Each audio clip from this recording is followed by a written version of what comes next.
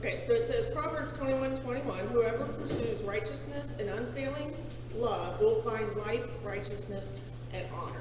So doing this study and talking about how showing kindness to others and not being recognized for it made Paul and I think of Irvin Brown. And he worked in Hamilton, and there was a little diner in Hamilton called Hyde's. And Paul just happened to run into a neighbor of his and was talking about church and said that he came to this church. And he said, oh, I know a guy that goes to that church.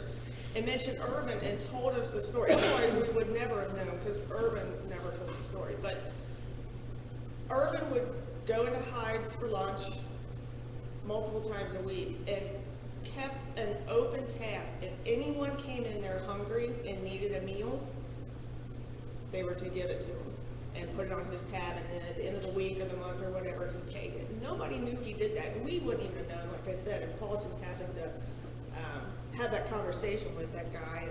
And so that's just a good example of showing love and not being recognized. And it's kind of redundant for me to say you don't want to be recognized, but I'm going to ask, does anyone have a story or a similar situation where maybe they know, not themselves, but know someone who did something?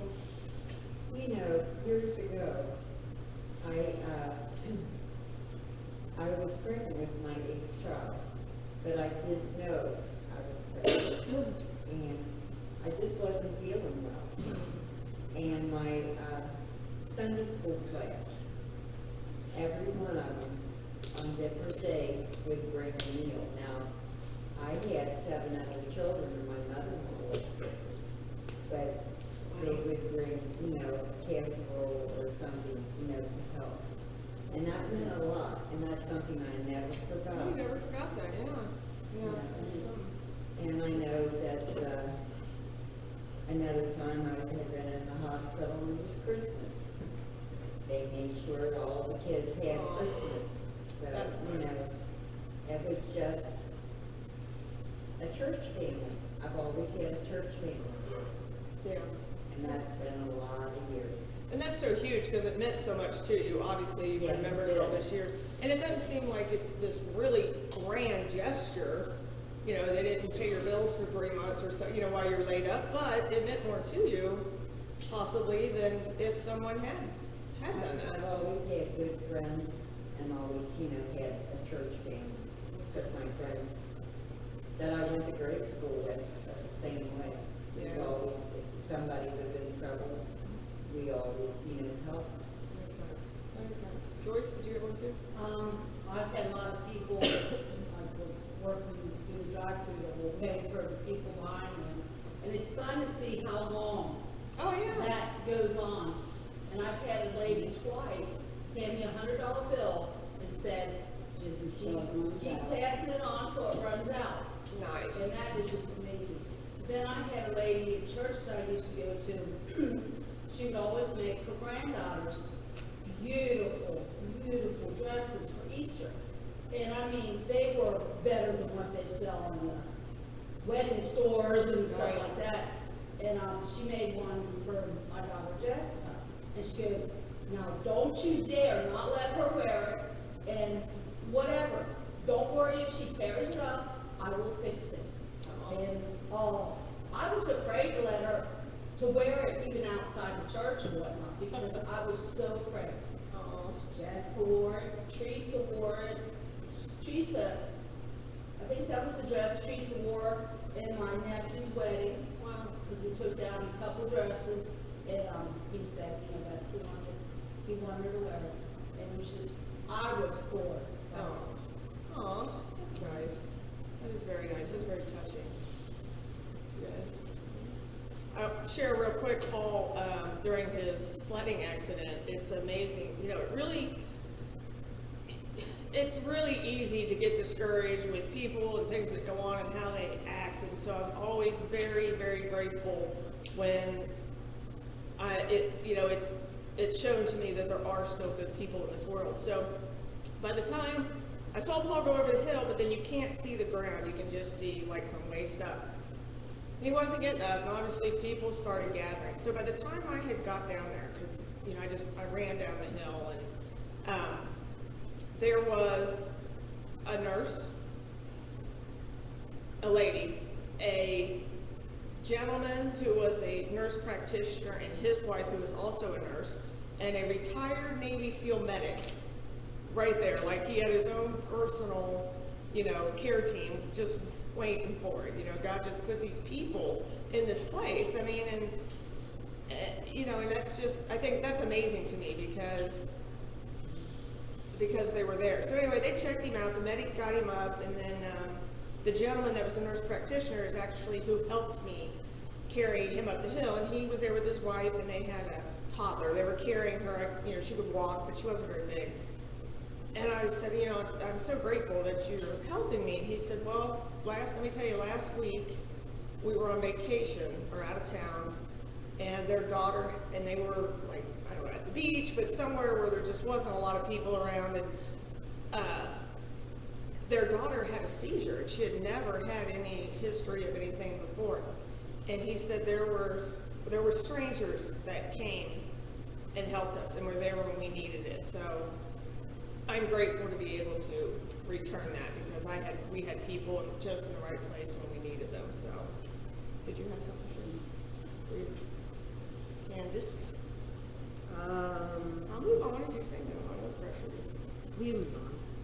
Move on. All right. Well, maybe That's on the next one. Okay. So Proverbs 12:25. Worry weighs a person down, an encouraging word cheers a person up. So, we kind of covered this, but it says, have you ever benefited from a kind word?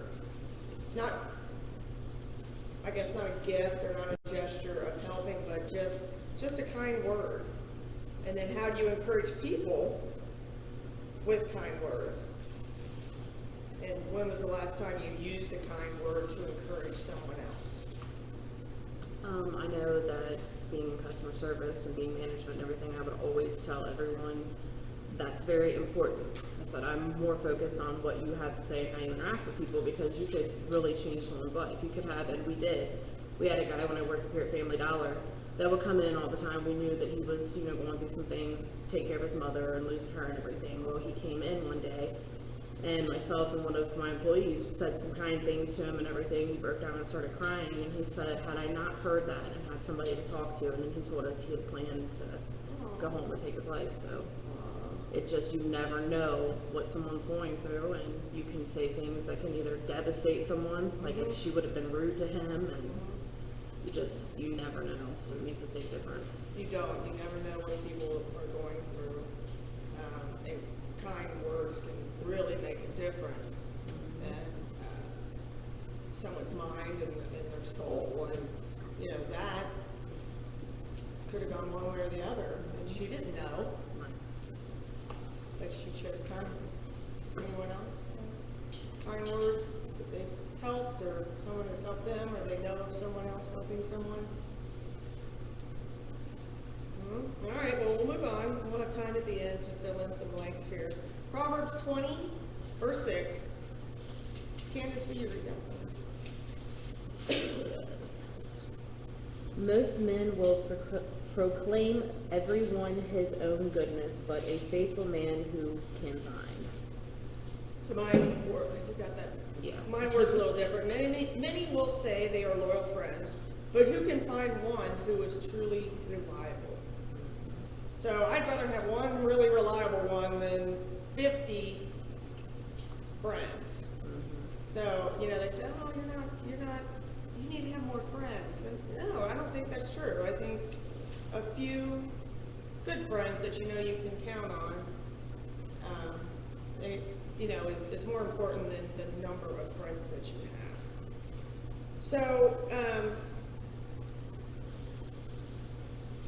it says, so it talks about friends, and next one said one good one is that you can count on is better than 50 just friends. But has a friend ever promised to do something and failed to do it? I think everybody's probably. It hurts. I know. It says how did it make you feel? And I know that's a hard pill to swallow sometimes. It can really hurt your feelings when you do think you have that one person you can count on and then they don't follow through. Have you ever failed to follow up on a promise to a friend? Yes. I mean, I think we all have. I mean, it happens. Taught me to try to be very careful about what I say that I can or will do without knowing for sure, making sure that I do what I say. Yeah, they'd rather you say no than Right. say yes and not do it. And sometimes we don't know what we mean to somebody else, you know, or how much we mean to them.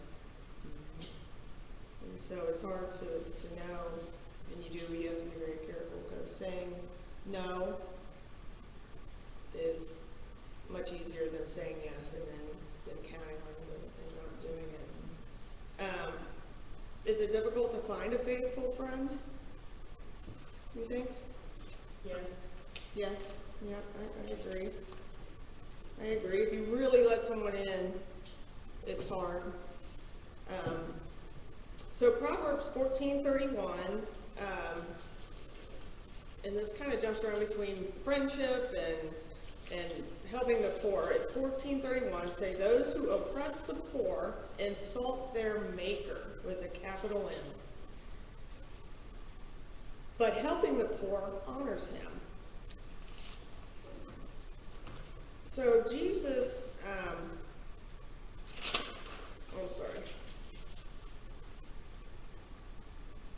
So Jesus, honoring God always yields a lot of blessings. And Jesus preached kindness a lot, and he showed a lot of sympathy and kindness to the sick and the poor and different things, and he's led by example in that way.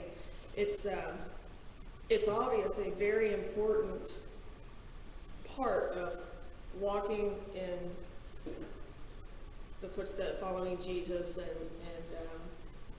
bringing people through or to Christianity through the examples that you lead. And a lot of people that are needy, I think, are ashamed to ask, because we've started talking about that. We have a lot of people that come in here that want this, that, and the other, and we're never really sure their intentions. You know, and it's difficult because you're not to judge, and you're just to help. But it does make a big difference if you know that they really do need the help and that you're helping them. And I think a lot of people, like I said, who really, really, truly need help are ashamed to ask. I mean, it'd be very hard for me.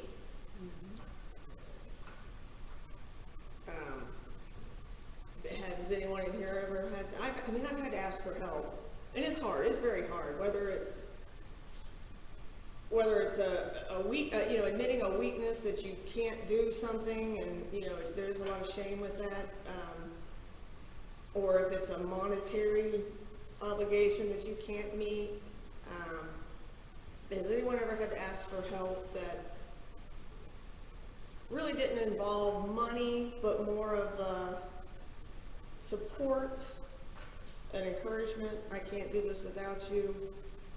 That really was, hard to ask. You don't have to give a specific example, but has anyone ever? I mean, you can if you want to, but. Yeah, ran into issues where I had to ask for money and relied on people at work, and felt horrible at the time asking, and they were very understanding and very helpful in that matter. But honestly, the thing that I'm more ashamed about, and I don't know if Candace remembers, failed to help somebody in that predicament out of fear of not having enough for being able to provide for my family. We were in Subway up here, and there was a man that came in and asked the people up there if he could have a sandwich. Hesitated long enough to where when he walked out and we decided that we were going to go ahead and pay for a sandwich, he was gone. He was gone. So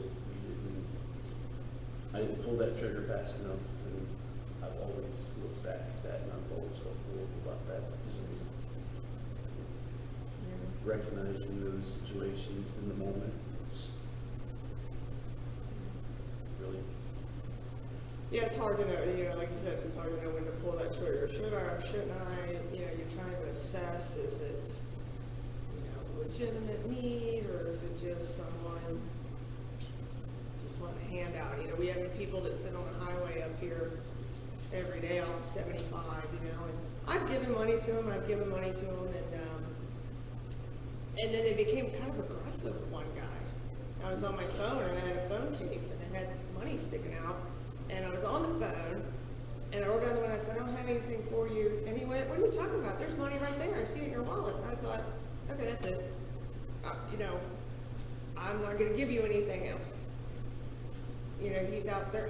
It's not like they're out there once a month to make ends meet for that month. You know, they're out there every day. And so, you know, I don't know. And I was willing to help him out, but when he got aggressive, that kind of, and I probably shouldn't judge that way, but,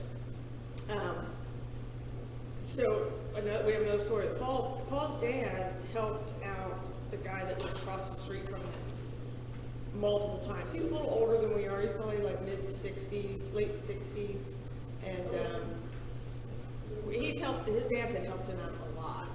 And of course, Paul's father has passed, but that neighbor helps Paul out a lot now. I mean, whenever he needs something, you know, he is right there. He checks on Paul, and so it carries over to you helped me, I help you, and you know, paying it forward. Matthew 5:7 says, God blesses those that are merciful, for they will be shown mercy. And then, of course, Matthew 7:12, the golden rule. Everybody knows what that one is, right? Do unto others whatever you would like them to do to you. The kindness of God is Jesus. And for the golden rule in the Bible to be do unto others as you would have them do unto you is just another example of how God wants us to treat people like we would want to be treated. But sometimes people make that really difficult, don't they? Yeah, really difficult. And I think do you have enemies? And I think everyone does, unfortunately. I mean, whether enemy is kind of a really strong word, but, you know, there may be people you don't care as much about as others, but someone who's, I guess, I would consider an enemy someone who's very, very deceitful and very motivated to... I think we all have enemies without realizing it, just because the enemy works through them. Mm-hmm. So I think just to our faith, they're there to attack it, whether they realize it's happening or not. But I think aside from that, I can't really see where I have enemies. I have people that I know that I don't need to be around that do drag me down. But I have people, you know, there's just some people just don't, you know, like other people, and we don't always know why. And that's really a battle within themselves. It's not really your battle. It's something. I've got a lady that I work with. I've never spoken a word to her. She, you know, I tried when I first started there. Hello, won't answer. She's very aggressive and just seems angry. And she gets along with some people there, but she's never spoken a word to me, and I know she cannot stand me. I mean, I can just tell. But I'm thinking that has to be on her because I've not done anything she to doesn't her. know you to She be just able to do that. She doesn't like me for whatever reason is in her head. She's never given me a chance. She just decided, you know, from day one she wasn't going to like me. Mm-hmm. So a good life point that they put, and we just kind of touched on it, is that kind and loving spirit is characteristic of a Christian's life. People see Christ in you through the love and kindness you show others. And Candace said earlier, I think it was Candace that said, you never know who's watching or who's listening or anything. And I can't remember if this was an actual personal story of Paul's or if he had heard it somewhere else, but he's often talked about the gentleman who was in an airport restaurant, I think, waiting on a flight, and God was just laying on his heart to go over to this particular person and share Jesus with them. So he did, and this person just lit him up. You know, how dare you? That's so rude and disrespectful. What makes you think, you know, blah, blah, blah, blah. And so he said he was standing there like, oh my gosh, that was so embarrassing. You know, why did I do that? Lord, why did you have me do that? And then this guy stood up and walked over to him and said, I heard what you said. And that really touched my heart. I'd like to know, and I'd like to hear more. So it wasn't for that. It was for someone else who you didn't know was paying attention, and you didn't know who was listening. So we'll move on here a little bit. I think we got about 15 more minutes. So can someone read Romans 2:4?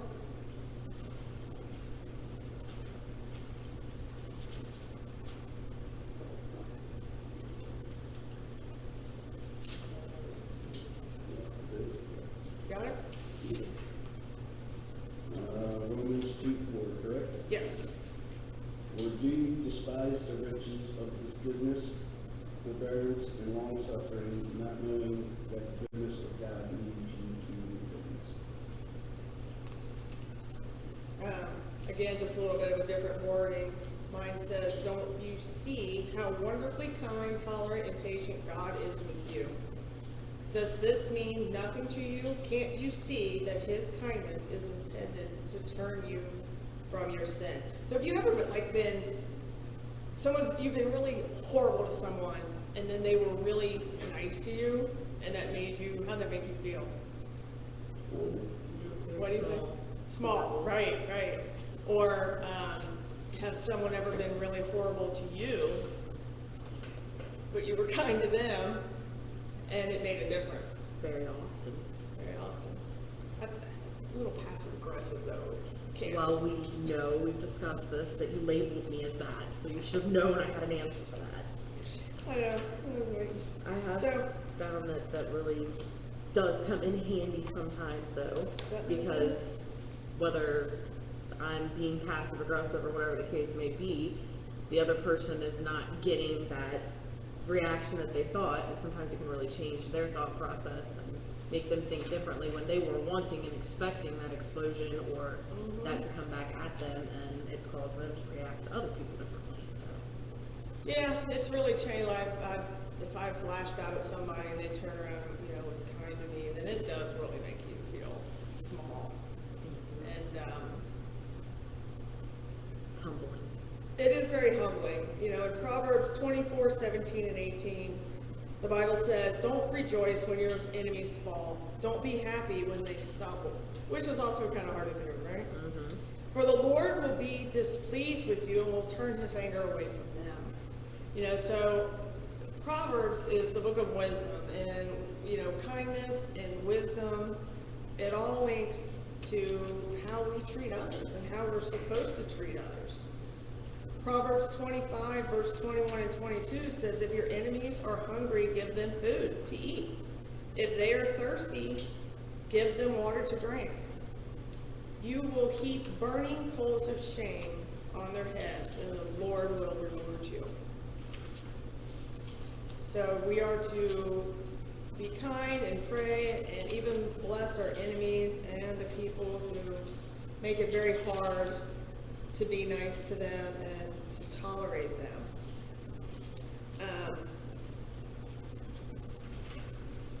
So let's go through some other talking points. And again, I apologize. I didn't have a whole lot of time to prepare for this, and so I am kind of stumbling through it.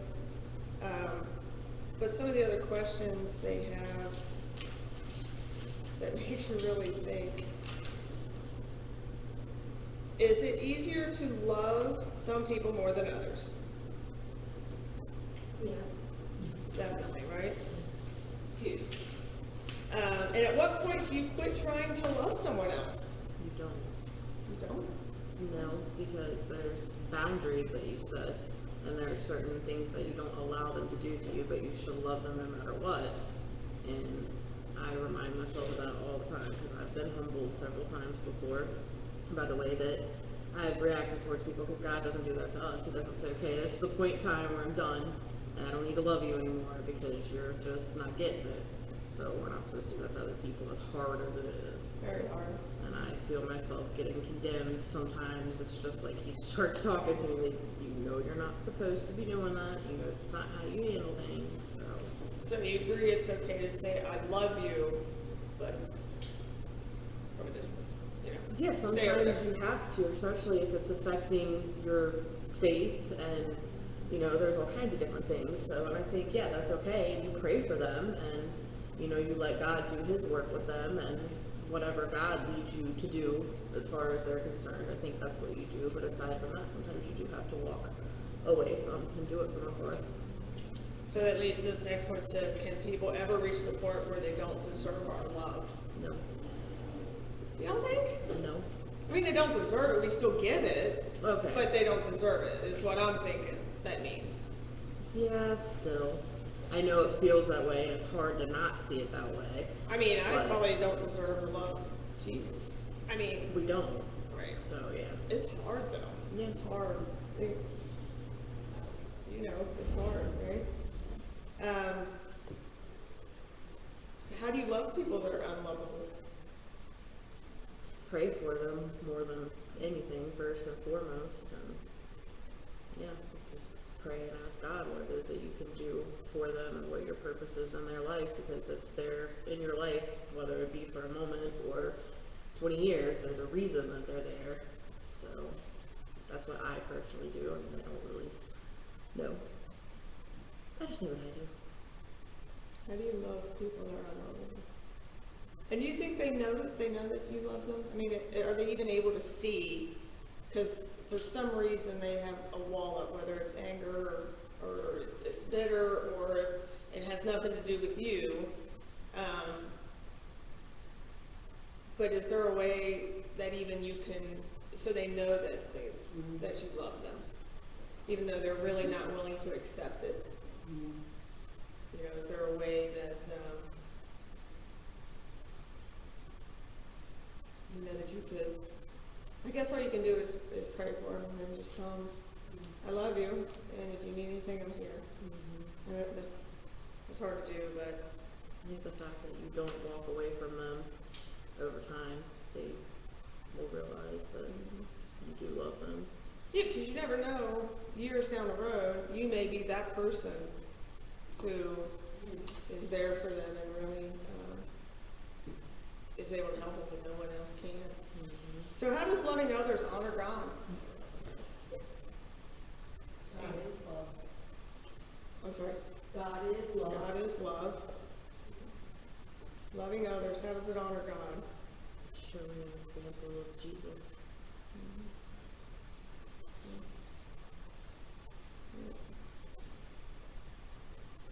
So there's some, Paul doesn't usually do these, but I found they were kind of interesting. And I'll throw these out there and then we'll kind of wrap it up so we can help our guests. And I have some closing verses. But there are activities, and we don't have to share them.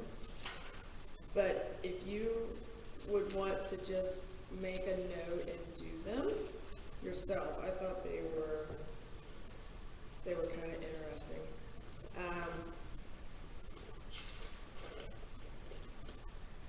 Let me find the ones that I thought were worth. Oh, so it says, read Matthew 5:43 through 48. I don't think I have that one written down, so if someone would, Ann, you want to read that one? Or Joyce? Okay, Matthew 5:43 through 48. And like I said, we won't share these, but it'll just be interesting. Maybe you guys can talk about them next week.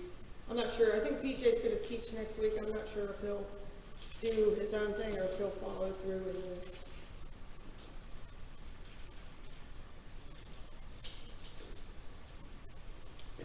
Matthew 5, Yep, verse 43 through 48.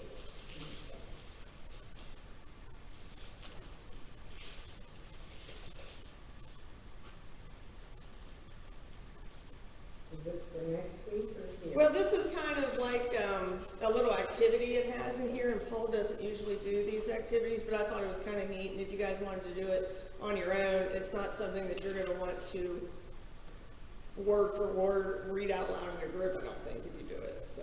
Okay.